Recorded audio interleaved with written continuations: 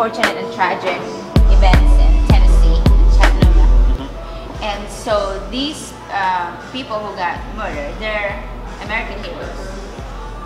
So I was really, it's so disturbing, you know, as a wife of a 21-year military veteran, you know, it is so, it's really sad, and it's, I'm angry because, you know, I don't even know why these people are not able to actually save themselves, their own lives, and protect others. And it has to change. And these are the people who are actually have discipline and they're trained, and they didn't have the tool or the means to save themselves. It's disturbing to me for a couple of reasons, Merge, and here's why. Number one, these men are soldiers, and the first thing you think of as a soldier is something to defend themselves, whether it be some kind of hand-to-hand skill or a weapon. Second of all, the person who did this did it in a cowardly way. I'm just going to show up outside. Right. And third of all, it's an unfair fight. You know, the element of surprise, okay, call that what it is. But you're just going to sit outside in your car and rattle off a whole bunch of shots into a recruiting center? Right. Are you kidding me? And here's the worst part about it. That's generally a place where you're going to have a lot of high school or college kids. Right. Kids, tell me, and this has been termed an act of terrorism, domestic or international. Where is the value in doing that?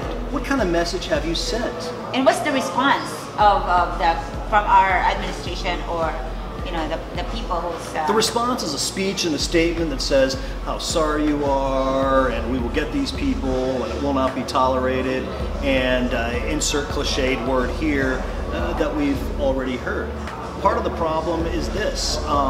I could probably go out just down the street here and get a gun in no time. Right.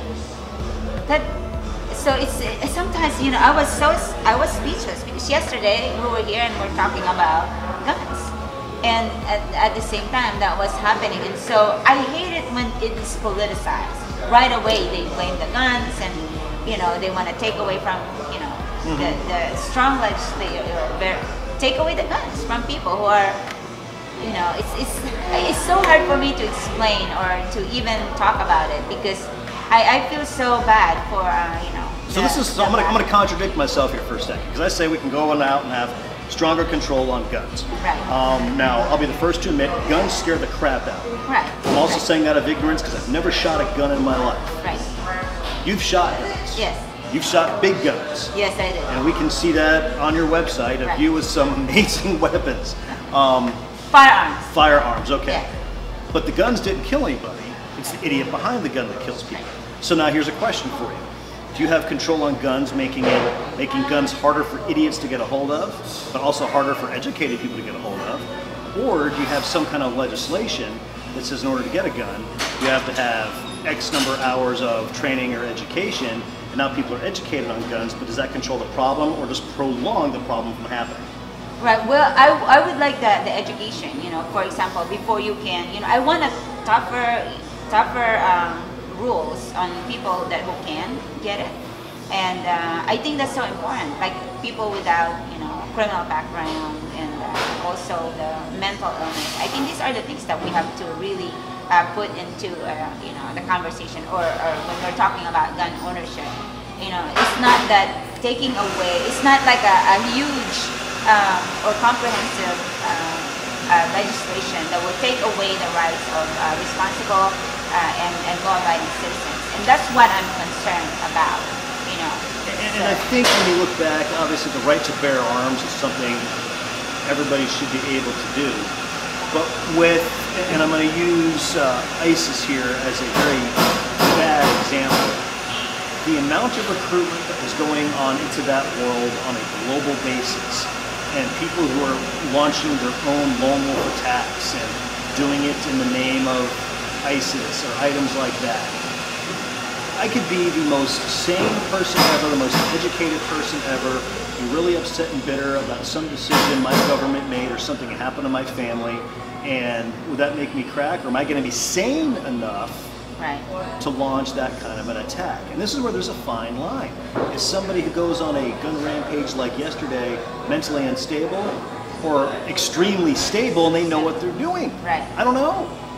Yeah, and we don't even, what's really sad is the lack of condemnation are really accepting the fact that we really have changed. You know?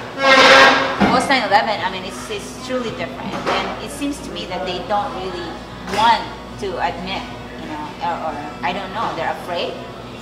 The politicians, you know, they just, there's a lack of, you know, condemnation, and I think that's really bothersome because there's so many people who have sacrificed their lives, and you know. You raise another good point, because in the post 9/11 world, yeah, everything changed in just a couple of moments, and at the time everybody was thinking they had a pretty good idea where this came from. And when you look at the World Trade Center, that was the second time something like that has happened there. But I don't think anybody out loud wants to say we're going to hold you accountable until something happens. Now, when we do something right, a la killing Osama bin Laden, we'll raise our voices from the rooftops, and I understand the need for secrecy. But at the same time, something that happened yesterday, when we condemn something, it's just words. Is it going to stop something? I mean, we don't know if this person did it on their own.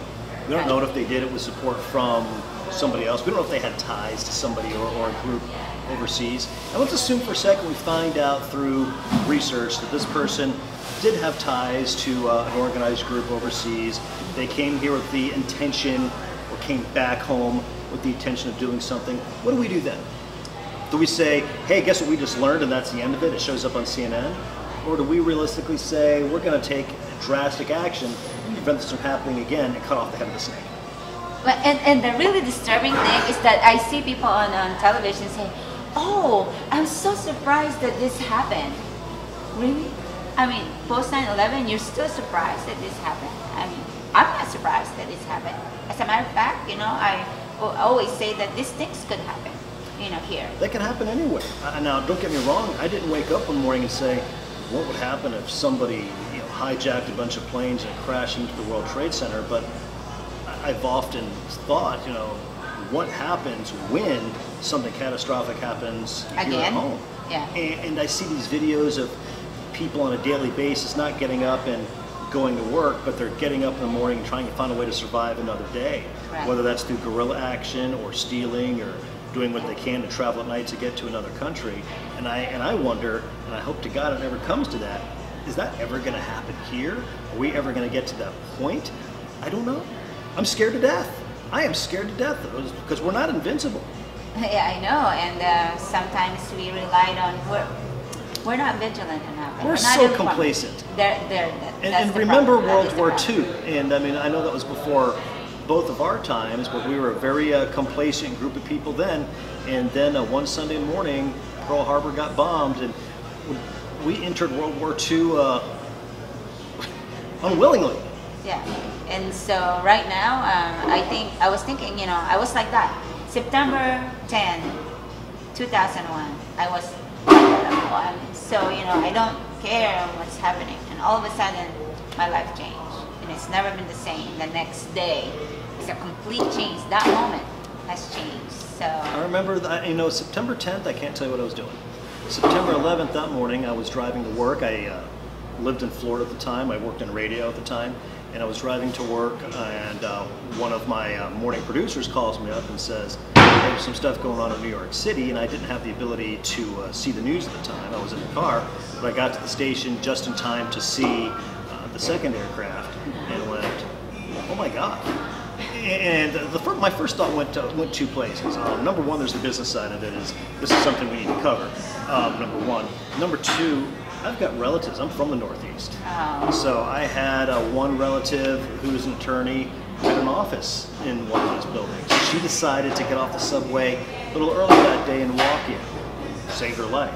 I had another one who worked at a restaurant. He could not get off the island quick enough. My grandmother, may she rest in peace, sat there on her porch from New Jersey and watched the entire thing go down. Oh my goodness. So my entire family was impacted on so many levels, because this is a skyline that changed forever, and they look at it from that perspective. But now when I go to the airport, no longer can I get off of an airplane and see my family there at the gate. I basically have to travel barefoot and naked, and Yeah, then it's just a completely different world now. Yeah. And I have to say, I don't like it. People are frightened to have any kind of an event on September 11th because it carries more with it now than December 25th. yeah, but there's nothing we can't go back anymore. You So, can't. and for some reason, I mean, people are still, they don't have that feeling that we have. So I think it's But we can rebuild it. We're rebuilding the building in New York. Yeah. Now we're not forgetting what happened, but the building has been replaced and it's being rebuilt and with a more solid foundation. And we can certainly do the same here from a society standpoint, is we can rebuild it. We can do it through education. We can do it through these conversations. We can do it through being aware, but we can also do it through being vigilant. Right. And when you talk about... and being involved. Absolutely. And Absolutely. I could sit here all day long and talk about violence and gun control, but if I'm not involved or I'm not writing letters or I'm not being engaged with people that have a voice, all I can tell you is guns scare the crap out of me. My wife, she's very gifted with a handgun by virtue of a career choice she made earlier in life, and you are as well. So I have a voice, but you all have a voice that you can actually back up with experience.